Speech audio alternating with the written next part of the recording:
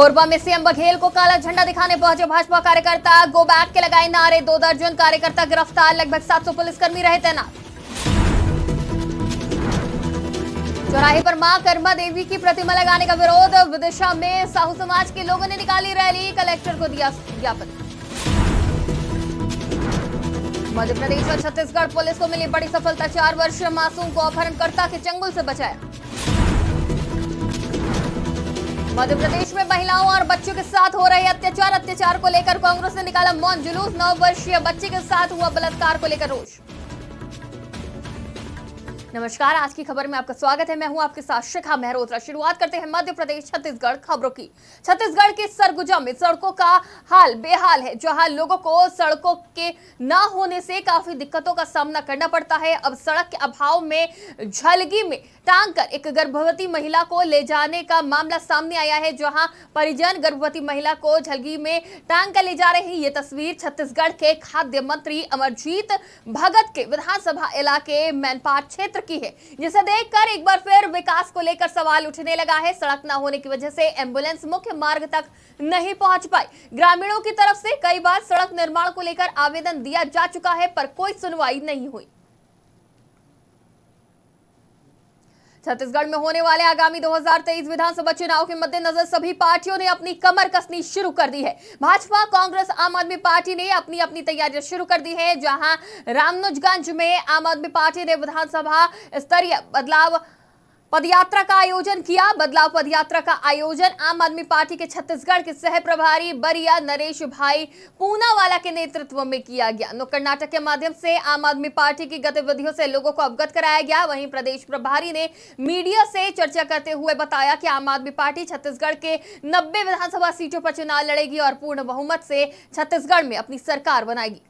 हम पूरे छत्तीसगढ़ में 90 विधानसभा में हमने बदलाव यात्रा निकाला है, बदलाव पदयात्रा। इसका मेन उद्देश्य यही है कि जैसे हमने हमारी सरकार ने दिल्ली और पंजाब में परिवर्तन किया है, उसी तरीके से हम छत्तीसगढ़ की जनता को भी बिजली मुफ्त, अच्छी शिक्षा, अच्छे स्वास्थ्य का लाभ देने के लिए यहाँ पर हम लोगों ने एक शुरुआत किया है बदलाव पदयात्रा की। हमारी आम आदमी पार्टी रामानुजगंज में आज घर घर पे और सारी सिटी में आज आ चुकी है। उसका उद्देश्य यही है कि हम छत्तीसगढ़ में बदलाव लाना चाहते हैं। इसलिए बदलाव लाना चाहते हैं कि 15 साल यहाँ बीजेपी शासन किया है और अभी 5 साल कांग्रेस ने शासन किया है। इन दोनों ने मिलकर यहाँ ज्यादा भ्रष्टाचार कर दिया है।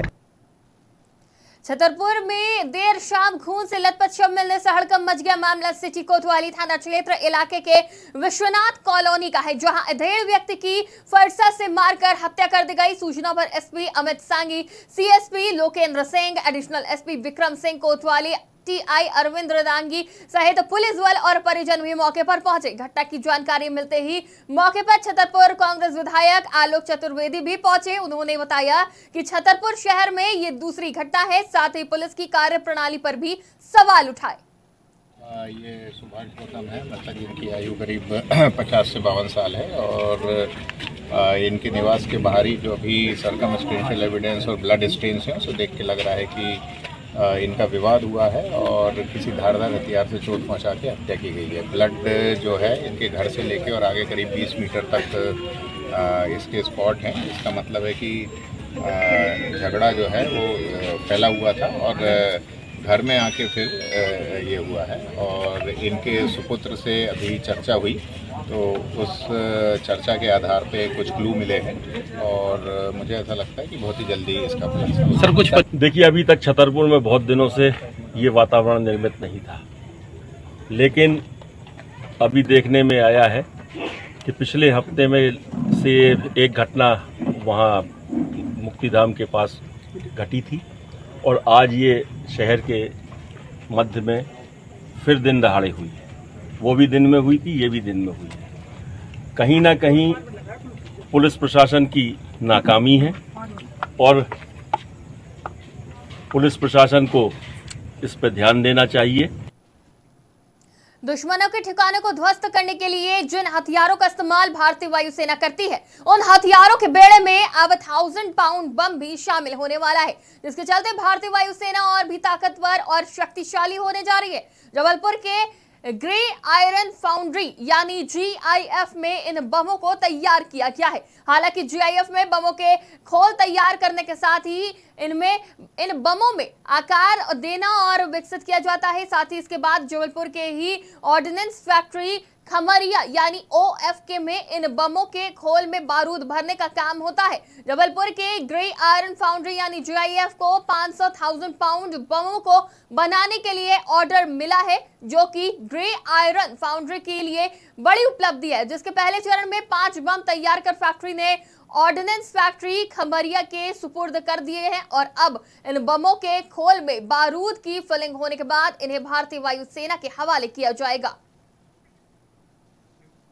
जबलपुर पुलिस के द्वारा नशे के सौदागरों पर अंकुश कसने के लिए ऑपरेशन शिकंजा चलाया जा रहा है, जिसके तहत नशीले इंजेक्शन का कारोबार करने वाले पर जबलपुर पुलिस के द्वारा कार्रवाई की जा रही है। इसी कड़ी में जबलपुर की कोतवाली थाना पुलिस और क्राइम ब्रांच टीम को मुखबिर से सूचना मिली कि गोपाल बाग तलैया के पास एक युवक नशीले इंजेक्शन लेकर खड़ा हुआ है, जिस पर तत्काल कार्रवाई करते हुए मौके पर क्राइम ब्रांच और कोतवाली थाना पुलिस की टीम ने दबिश देते हुए राजू विश्वकर्मा नाम के एक आरोपी को थैले में इंजेक्शन रखे हुए गिरफ्तार किया। वहीं राजू उर्फ राकेश विश्वकर्मा ने पुलिस पूछताछ में बताया कि वो MN फार्मा के नीरज परियानी से नशीले इंजेक्शन लाकर थैले में रखकर बेचता है, जहां पुलिस ने दबिश देकर 7,400 विभिन्न कंपनियों के नशीले इंजेक्शन बरामद किए, जिसकी कीमत 8 लाख रुपए बताई जा रही है और मामले में लिप्त 2 आरोपियों के खिलाफ मामला दर्ज कर न्यायालय के समक्ष पेश किया और आगे की कार्रवाई में जुटी।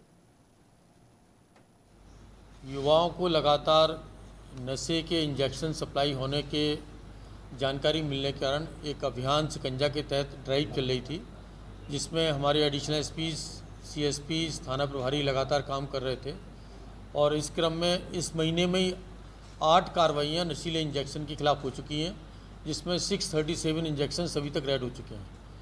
अभी इसी अभियान में एक बड़ी कार्रवाई, बड़ा प्रहार हुआ है, जिसमें जो मेडिकल स्टोर का संचालक है, जो कि सप्लाई पूरे जबलपुर ज़िले में कर रहा था, MN फार्मा के नीरज परियानी। जबलपुर में आगामी विधानसभा चुनाव नजदीक आते देख पक्ष विपक्ष ने अपनी तैयारियां जोर शोर से शुरू कर दी हैं, जिसको लेकर आज जबलपुर कैंट विधानसभा में कैंट कांग्रेसियों ने बैठक का आयोजन किया, जिसमें शिव यादव, समीर दीक्षित समेत कैंट विधानसभा के तमाम दिग्गज कांग्रेसी शामिल हुए, जिसमें आगामी विधानसभा चुनाव को लेकर चर्चा की गई। देखिए, आज ये जो बैठक है, आज बैठक जो पिछले लंबे समय से कैंट विधानसभा में कांग्रेस की पराजय हो रही है, ये आत्मचिंतन है, आत्ममंथन है और निश्चित रूप पे कांग्रेस के समस्त कार्यकर्ताओं की एक बड़ी पीड़ा और वेदना है। हर कार्यकर्ता ऊर्जावान है, बहुत शक्ति के साथ लगता है, तो आज ये आत्मचिंतन हो रहा है कि कैसे करके हम कैंट विधानसभा को इस बार।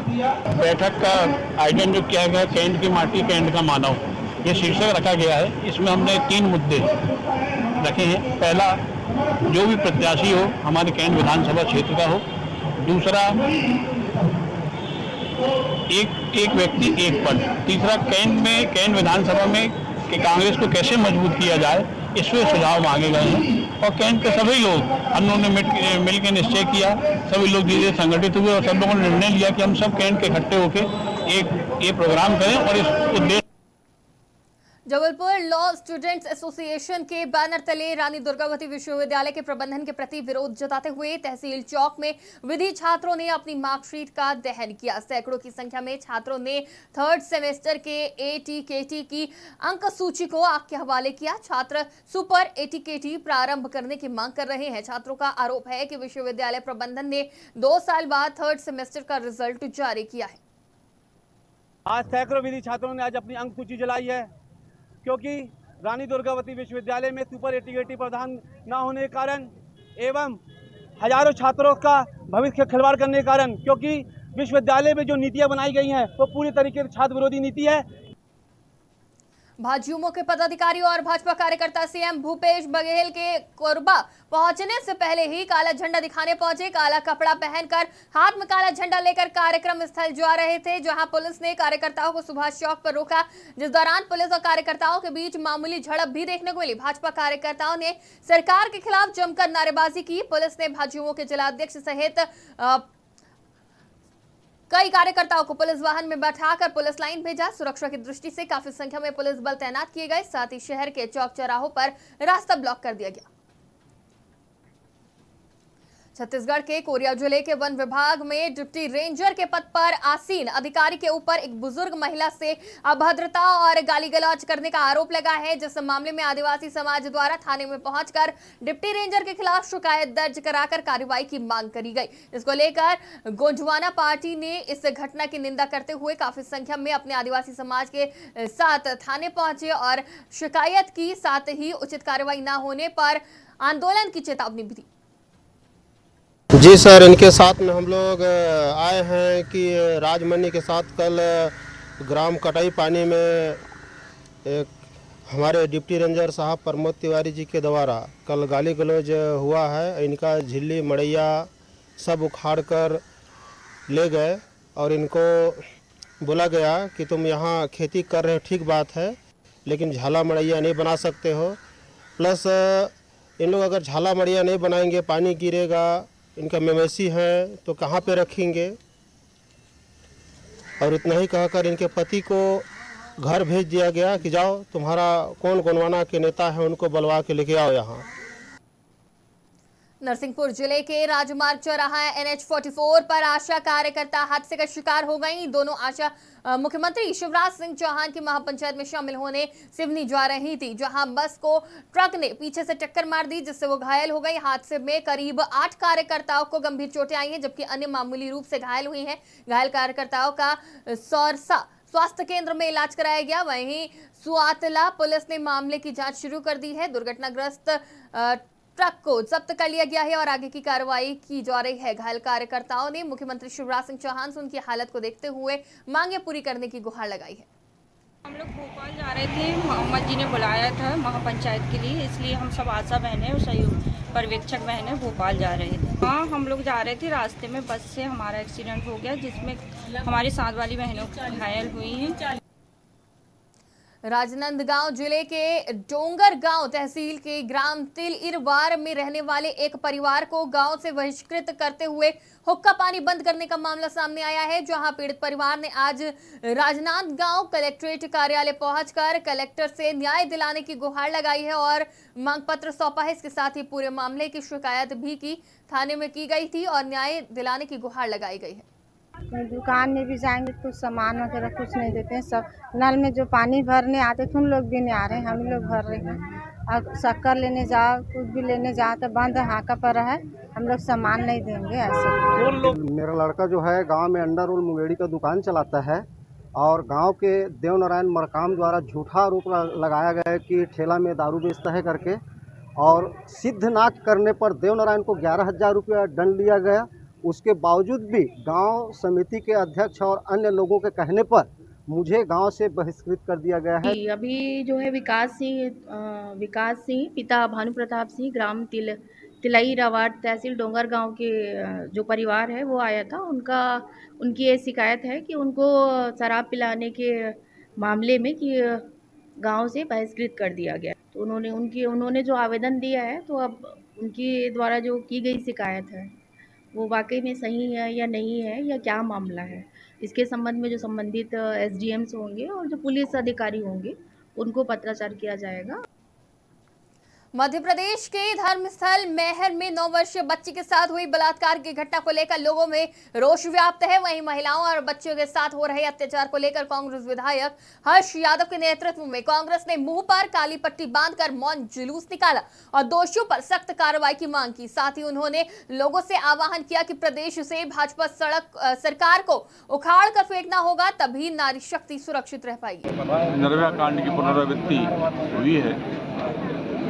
ऐसा जघन्य अपराध, बर्बरतापूर्ण व्यवहार अपराधियों के द्वारा किया गया है, उसके विरोध स्वरूप हम लोगों ने शांति मार्च मौन जुलूस निकाला है और सरकार से मांग की है कि पीड़ित परिवार को 1 करोड़ रुपए की राशि दी जाए, उनको रोजगार दिया जाए, साथ ही उस बेटी का दिल्ली एम्स में समुचित इलाज हो, उसकी जान को बचाने का प्रयास।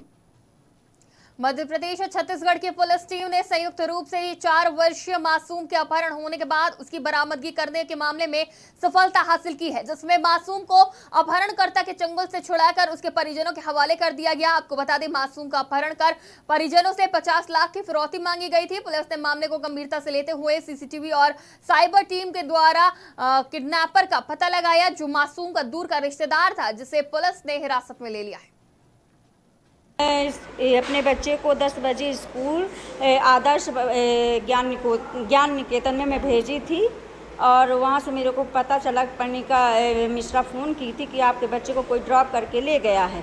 मैं वहाँ से अपने आदर्श मिश्रा के साथ वहाँ गई हूँ, ज्ञान निकेतन स्कूल। है कि बार बार मेरे को, हम लोग को, मेरे भाई को, अक्टूबर में 2 साल हो गया है, मेरे भाई को मुझे कॉल करके गाली गलौज कर लेता है। ये पीने खाने के बाद, है ना, गाली गलौज करता, धमकी देता है कि मैं अगर मेरे 50 लाख रुपए बहन का कोई रजिस्ट्री क्यों ये है, 10 दिन पहले फ़ोन किया था, है ना। इसमें फ़ोन करने के बाद बोल रहा है मेरे 50 लाख दे दो, नहीं बच्चों को उठा लूँगा मैं, और आज वही किया, बच्चों को उठा लिया है। मामला संज्ञान में आया था। कोटमा निवासी ने कि जो है उसका बालक ही 4 साल का बालक था, LKG स्कूल में ज्ञानोदय विद्यालय पढ़ता था। रोजाना की भांति आज स्कूल गया था और स्कूल से अपने समय से जो उसको 1-1:30 बजे वापस आना, तो वापस नहीं आया। तो जब घर वालों ने वहाँ जाके पता किया तो उनको मालूम चला कि उनके परिवार का ही मूलचंद शुक्ला उसको अपने बच्चे को आज दूसरी ड्रेस पहन के आया था और उसको अपने साथ में लेकर कहीं चला गया है। तो लाभ इसकी रिपोर्ट भी FIR पंजीबद्ध किया गया है। SP साहब द्वारा इसमें तुरंत संज्ञान लेते हुए साइबर सेल को एक्टिव किया। साइबर सेल की इसमें विशेष महत्व रही और उन्होंने इसकी साइबर तकनीक के माध्यम से और अपने इसमें छत्तीसगढ़ पुलिस की खासकर मनेन्द्रगढ़ थाना और विदिशा शहर के चौक चौराहे पर मां कर्मा देवी की प्रतिमा लगाए जाने का साहू समाज विरोध कर रहा है। इसी को लेकर आज एक रैली निकालकर ज्ञापन सौंपा गया। मूर्ति लगाने के मामले में साहू समाज में 2 फाड़ हो चुका है। समाज के कुछ लोग शहर के किसी चौराहे पर मां कर्मा देवी की प्रतिमा लगाने की मांग कर रहे हैं, तो वहीं दूसरी ओर साहू समाज के लोग इसका विरोध भी कर रहे हैं। जो सड़क पे कर्माबाई मूर्ति लग रही है, मूर्ति स्थापना पे आई होंगी, वो मूर्ति वहाँ लगना नहीं चाहिए, क्योंकि वहाँ मतलब कुत्ते बिल्ली हर कोई खाने के लिए चक्कर में, और मंदिर बनने के बाद मूर्ति लगना चाहिए। जहाँ आज हमने माननीय कलेक्टर महोदय को यह ज्ञापन दिया है। अभी कुछ दिन पहले हमने माननीय SDM महोदय को ज्ञापन दिया था, जिसमें हमारे साहू समाज के जिलाध्यक्ष मोहनलाल साहू जी, नगर अध्यक्ष चरणलाल साहू जी के साथ हम पूरी टीम आई थी। तो उन्होंने जो समाज के जो बाहुबली हैं, उन्होंने ये कहा था कि चंद लोग हैं, ये चंद लोग नहीं है, ये साहू समाज के चंद लोग ही खड़े हैं यहाँ पे। और उन्होंने कहा था समाज को छेंक दिया, ये पूरा शहर जानता है किसने किसको छेंका है। हमारी ये मांग है साहू समाज की कि भक्त शिरोमणि माँ कर्मा देवी भगवान श्री कृष्ण की अनन्य भक्त हैं और भगवान श्री कृष्ण को वह खिचड़ी का भोग भी लगाती हैं और भगवान श्री कृष्ण उनको अपनी माँ मानते हैं। माँ को मंदिर में स्थापित किया जाता है, ना कि चौराहे पे किया। मध्य प्रदेश और छत्तीसगढ़ की खबरों में फिलहाल इतना ही। देश और दुनिया की तमाम खबरों के लिए देखते रहिए आज की खबर।